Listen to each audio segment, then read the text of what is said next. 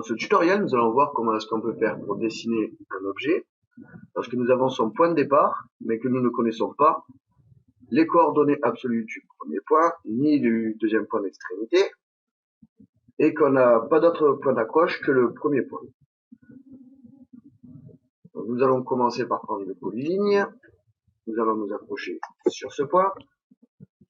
Donc prendre ici nodal, venir ici. Et à ce moment-là, je vais devoir rentrer 250 pour les X et 150 pour les Y. Si je rentrais directement 250 et 150, j'irai chercher les coordonnées absolues.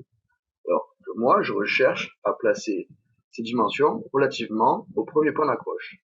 Pour ce faire, je vais utiliser le caractère arrobase. Le caractère arrobase se situe donc sous le 0. Et ensuite, je vais d'abord mettre les X, puis les Y. 250, virgule, donc bien toujours le virgule qui est sous point d'interrogation. Le point du pavé numérique servant, lui, à séparer les entiers des décimales. Je vais donc faire virgule. Ensuite, je vais rentrer les ordonnées, les Y. 150.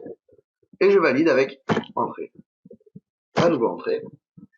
Et maintenant, nous allons voir comment faire pour faire la même manipulation lorsque je connais la longueur et l'angle à décrire.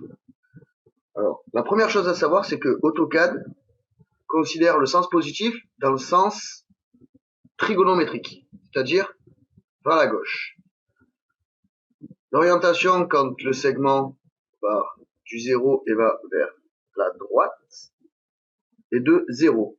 Elle est donc à 90 quand j'arrive à la verticale vers le haut, et de 180 quand j'arrive à l'horizontale vers la gauche.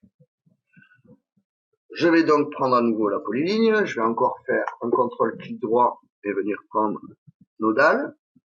Je vais donc chercher mon point, et là je n'ai plus qu'à entrer donc la valeur, à savoir 292.